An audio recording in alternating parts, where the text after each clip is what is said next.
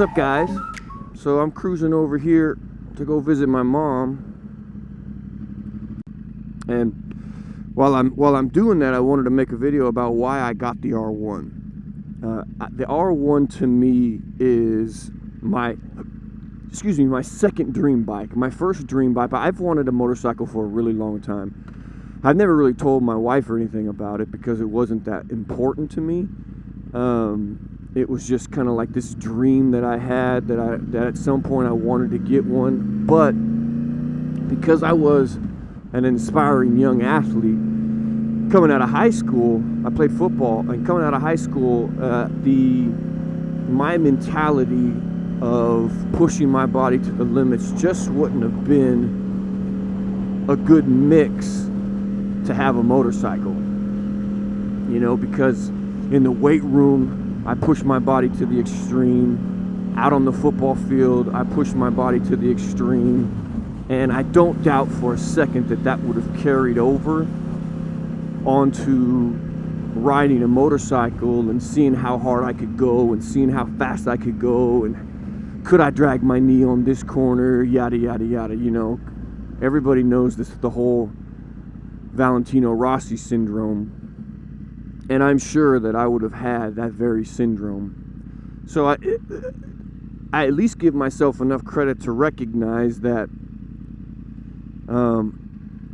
it wouldn't have been a good move for me to get a motorcycle in high school, and it certainly wouldn't have been a good move for me to get a motorcycle in college. Now, I did get a scooter in college. My junior year, I got a scooter, and we used to call it the Vader. It was flat black before flat black was an in thing. And so I got this scooter, and it was a cool little scooter. And the scooter itself had an exhaust leak, so it sounded like this damn R1. It was loud, boy. Now, obviously, it wasn't as fast as the R1. I don't think I ever took that scooter faster than 25 miles an hour. I just rode it in and around the local college town that where I went to college, and I let my friends borrow it when they needed to go get some grub or whatever. And the only time that scooter was ever crashed was when my two best friends came up from and they crashed my Vader. And then after they got a hold of it, the front plastic was being held on by zip ties, so it was in pretty bad shape. It was faded, but everybody knew whose scooter it was because they would always see me on it, and like I said, it was super loud, super loud. So anyway, after college and after my short NFL career, I still wanted a motorcycle, but I struggled with it because at that time I was dating my girlfriend that ended up becoming my wife. And you know, we wanted to have children, and not that you can't have children while you have a motorcycle, but I don't think that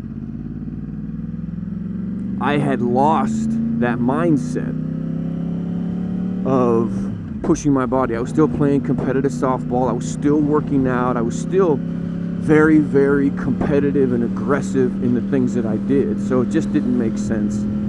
So I waited and I waited and I waited. And my brother had introduced me to this bike called the R1. Him and I were talking. This must have been 10, 15 years ago. Him and I were talking, and he said, you know what, when and if you decide to get a bike, you should look at the R1 or the R7. And I said, well, what's the R7? He says, well, Yamaha made this bike back in 2000, 2001, 1999, 2000, 2001. I may have my dates off, but they only made like 500 of them. I believe that's what he said. And so I Googled it, and oh my God, this bike is just absolutely beautiful. And the historical meaning behind the bike was pretty cool. The reason why Yamaha built it, all of these things were very enticing to me. Now the problem with the Yamaha R7 is, one, it's kind of a smaller bike in relationship to the bike this one that I'm riding right now, and I'm 6'4", so being on a smaller bike, I'd kind of look kind of silly, you know. Even with that said, I look pretty big on this bike. But also the R7 is a collector's item, you know, because they only made so many of them, and they stopped production on them. From what I understand, they're a collector's item. So much so that when and if they do come to market, somebody decides to sell it, they're super duper expensive. They're like $25,000–$30,000, and that's pricey for a motorcycle.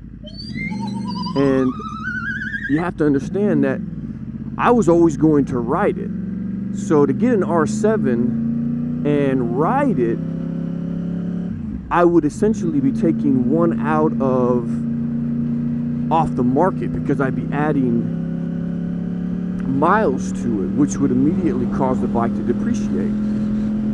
And add on top of that you only find them up for sale every 4 or 5 years, and often they're being sold over by somebody who's living over in Europe, which, you know, the whole idea of buying a bike over in Europe and either going to fly over and get it or shipping it over would be very, very stressful to me. I bought this bike off of eBay from a guy named Kev over on the East Coast, and that was very stressful. Thank God he's an awesome dude. So what's the next best thing? Well, the next best thing was the R1 in the same color scheme. And so I started looking and looking and looking and looking, and I finally got to the point where I believed that I was in the right mindset, and I wasn't going to kill myself, and I was going to drive slow. Like, you're never going to see me, you know, going 40–50 miles over the speed limit. That's just not me, you know. I may go, you know, 10 miles over the speed limit, you know, but you're never going to see me pushing things. That's just not who I am. There's nothing about going fast that interests me. What interests me is having a bike that looked as pretty as the R7. And this R1 is absolutely beautiful. The pretty R7, in my opinion, they made it in a couple colors, but the red schematic was the prettiest color.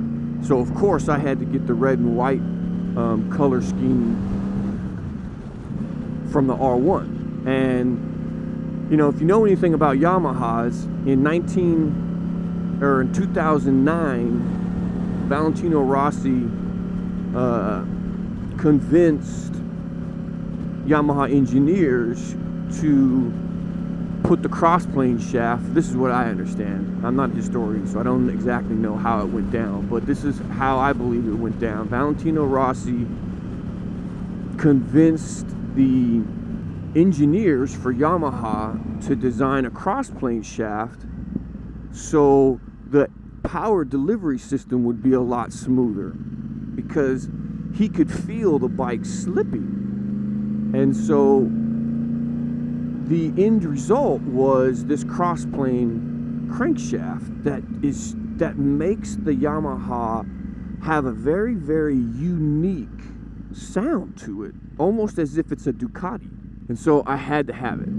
If I was going to get a motorcycle and piss off my wife, I was going to get the one that I wanted.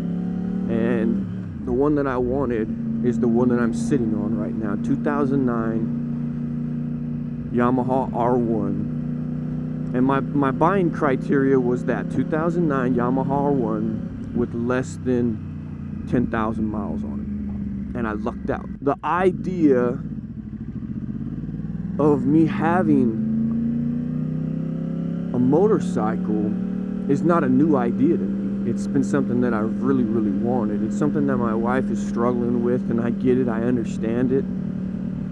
I understand her concerns, because quite honestly, there's a lot of knucklehead people out there that can't drive, There's a lot of knucklehead motorcyclists that ride wheelies, that speed, that put their lives in jeopardy every time they get on their motorcycle. You know, and oftentimes when I tell people I have a motorcycle, well, they wanna say, well, you're gonna kill yourself, you know, because all they ever see is dudes on highways doing stupid stuff, you know, and I'm not that guy.